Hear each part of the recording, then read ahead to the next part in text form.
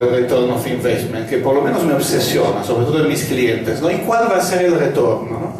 En un proceso de seducción, ¿verdad? De, vienes a cenar conmigo, sí, pero quisiera que después haya tema, ¿no? El return of investment, todo el rato. Entonces, un odio hacia esta manía por el retorno a la inversión como una cosa que puede acabar matando lo que es nuestro trabajo, al final, de todos los que estamos aquí y los que estáis allí, que es el trabajo de seducir. Intuición, me ha encantado, otra palabra que ha llegado después de valentía, intuición. Qué bonito decir que vendemos intuición, otra vez es un mecanismo blando de seducción que me gusta, y otra vez riesgo, ¿no? La intuición como algo que llega o no llega.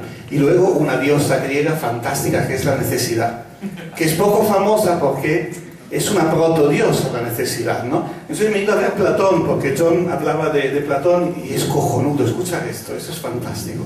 Surgió de la nada, se autoformó y está presente en todos los lugares y penetra todos los lugares. La necesidad, que es algo tan antropológico como nacemos como animales con necesidades básicas. Y esta es la diosa que nos persigue. En tiempo de crisis se hace más evidente, ¿verdad?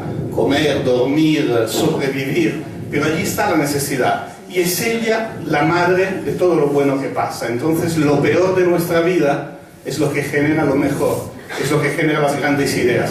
Me gustó también esta palabra necesidad, volvió en la charla de John. Y luego la magnífica incitación cultural de John, que es mirar afuera, ¿no? Entonces, la capacidad de cambiar el esquema de pensamiento y de revolucionar nuestras estructuras de pensamiento para pensar de verdad de forma diferente. No a la manera de los que dicen que piensan de forma diferente y últimamente andan preocupados con lo que hace Samsung, sino con los que de verdad están empezando a pensar de manera diferente en otras culturas y en otros países. Un montón de cosas. Entonces ahora llegamos aquí nosotros y, bueno, tenemos que hacer una mesa redonda, como podéis ver. Y he empezado con esta pequeña foto, gracias a Google Image, ayer por la noche, porque hay una cosa aquí que es muy infantil, que es muy bonita, pero que para mí, de toda esta historia de retorno sin inversión o de ideas que generan conversaciones, es la metáfora perfecta. La búsqueda de la metáfora perfecta. Y es la piedra que se tira en la superficie del agua.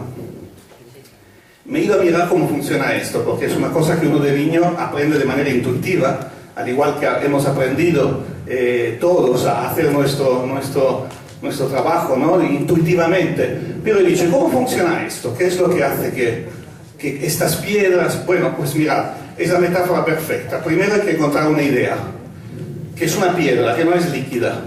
Esto me ha gustado, ahora que está de moda lo de los contenidos líquidos, que parece que todos tenemos que tener ideas blandas y... No, tiene que ser dura, tiene que ser una piedra, esa es la idea. Hay que buscarla. Es primera operación, ¿verdad? Un montón de piedras, cuántas ideas pensamos y nos sirven, hasta encontrar la piedra perfecta. Y cada niño sabe, y todos hemos sido niños, lo importante que es encontrar la tuya. Y luego pasa algo muy interesante que tiene que ver con los medios, y miro a mi amigo Alfonso hablando de esto, y es... la tiras, investment, esto sí, hay inversión, energía inicial, tienes que meter propulsión, esto cuesta dinero, si no la piedra se cae al suelo, solamente hay gravedad, hay inversión, la tiras. Luego tiene que pasar algo con el medio, que en este caso es la superficie del agua, diferente densidad. Es lo mismo que hace que se destruyan los meteoritos cuando rozan la atmósfera. Densidades diferentes que hacen que el medio reciba la idea, pero también que la rechace de alguna manera, que la propulse, que piense que no es suficiente, que no se agota.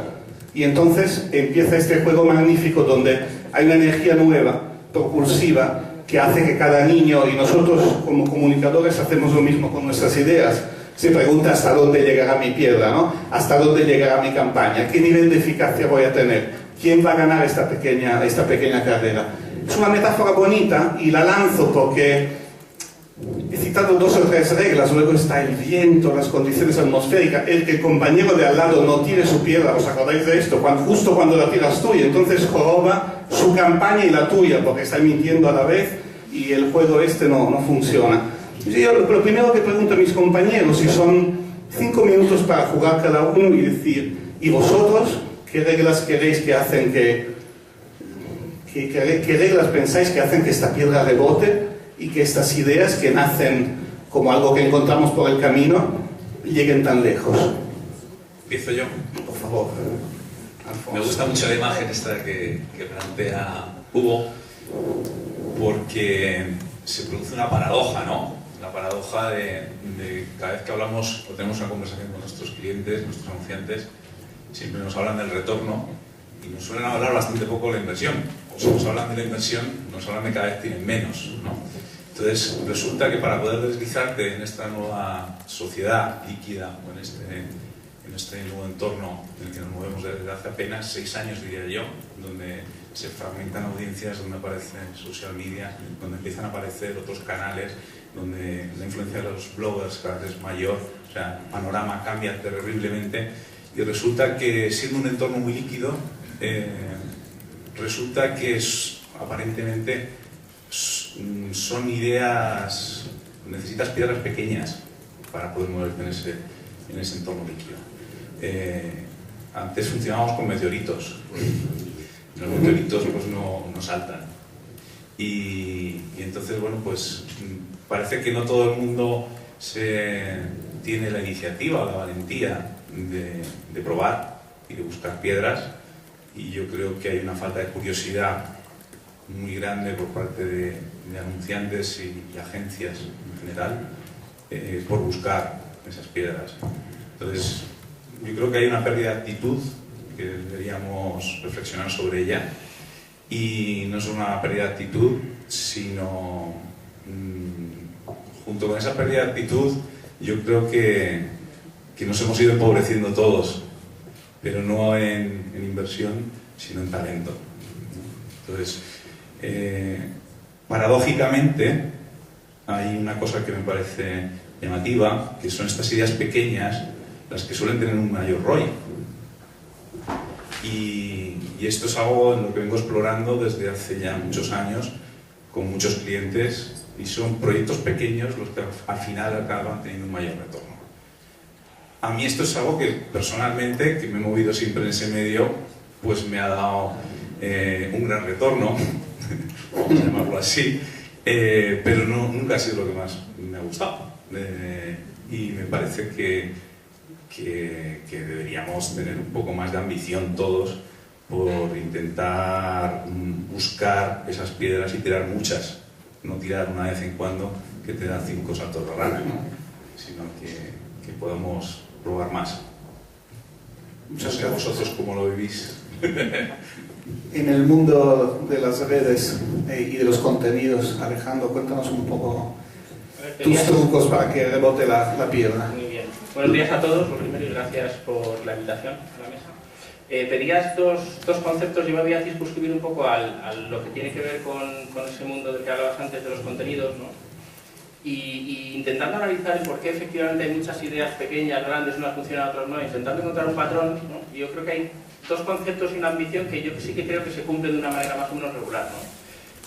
La primera es, para que una idea de verdad funcione, que no sé cuánto retorno es eso, ¿no? Creo que tiene que ver con el anclaje. Y el anclaje entre dos mundos que yo creo que ha cambiado mucho todo el entorno con el que nos relacionamos, pero hay 3 cosas que no han cambiado, ¿no?